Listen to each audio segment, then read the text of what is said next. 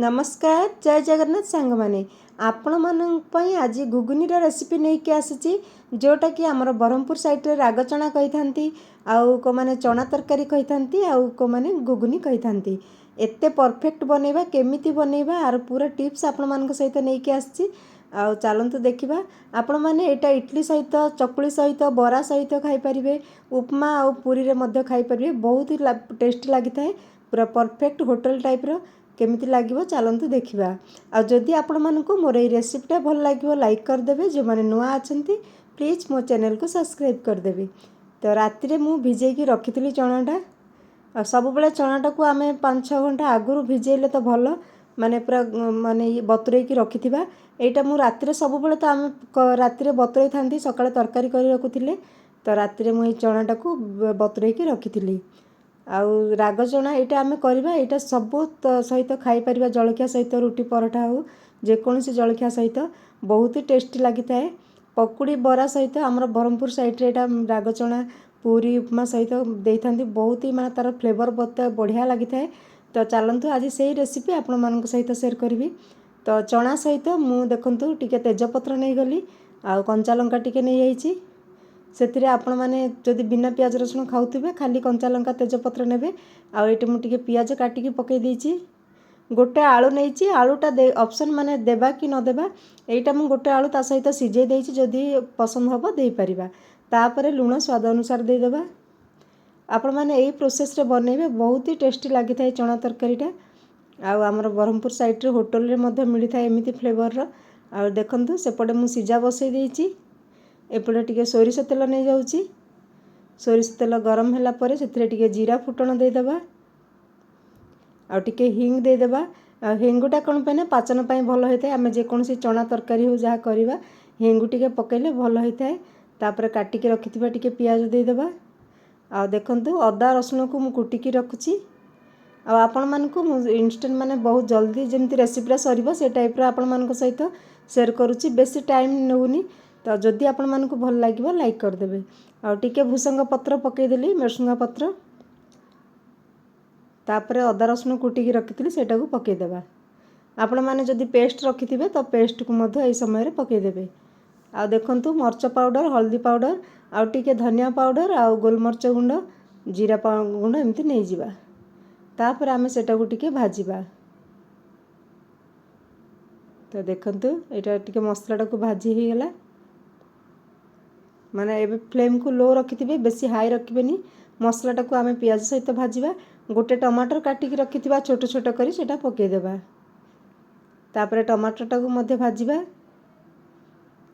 टमाटरटा को टिके सिझिबा को देबा आमे आगुरु सेथिरे लूण पकईथिले स्वाद अनुसार एथिरे पुणी टिके अल्प लूण पकई देबा जा फल रे टमाटरटा सिझिबो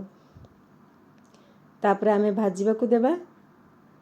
माने टमाटरटा पूरा पेस्ट हो जिवो सिझिकी पूरा मसला जमती हम से टाइम रे सेति पर्यंत आमे एटा को भाजिबा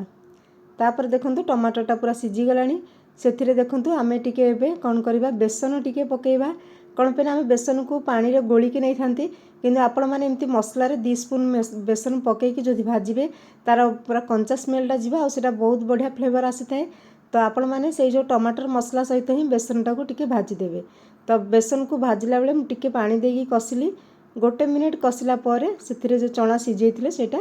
पकई देबा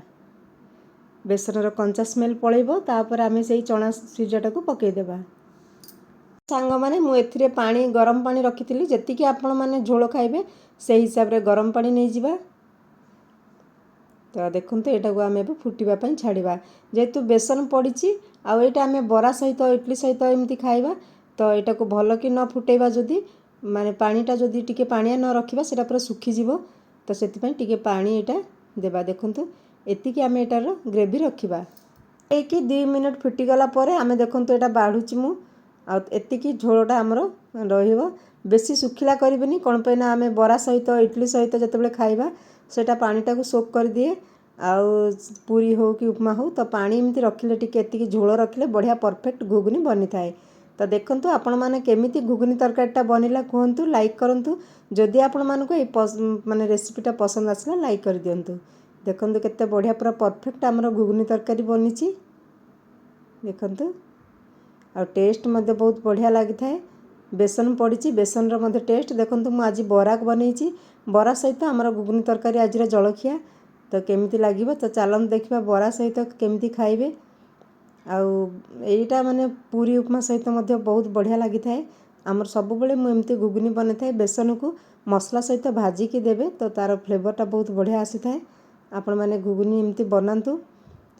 आ कंचा पानी रे मध्य गोलिकी देइथांती किंतु ताठु जदि आपण माने मसला सहित बेसनटा पकई देबे तार फ्लेवरटा बहुत बढ़िया आसी थाए तो मु आपण मानकु आज देखौची केमती आमे घुगुनी माने बरा हो इडली हो माने जा सहित मध्य चकुली सहित एमती आमे घुगुनी खाई थाउ आपण माने केमिति चना तरकारी बनंती को प्रोसेस रे बनंती कमेंट करिवे कौन भल लागिला कौन नहीं कमेंट करिवे जदि के नुआ अछंती प्लीज मो चैनल को सब्सक्राइब कर देबे तो देखंतु एबे आमे चना तरकारीटा पकई देबा एबे आमे चना तरकारी एथिरे पकई की खाइबा ता ऊपर जदि पकई देबे सेटा बढ़िया पूरा बतुरी जाई थाए तो देखंतु परफेक्ट पूरा आमे चना तरकारी बनिची ता ऊपर एमती पकई देबा आउ खाइबा आ सहित आपण माने मीठा चटनी भी पकई परिवे ता ऊपर सेव भी पकई परिवे दही बरा रे मध्ये पकई परिवे आ केमिति लागला संग माने परफेक्ट बनिची देखंतु जदि भल लागला लाइक कर दियंतु रहुची पुणी मिसबा नेक्स्ट वीडियो रे आ आपण माने जदि मो वीडियो देखुचंती लाइक कर देले मते आ टिके खुशी लागिवो आ देखंतु एबे तो गुरुवार पूजा चलची तो जल्दी काम सरुनी तो मु रेसिपी देई पाउनी रहुची जय जगन्नाथ।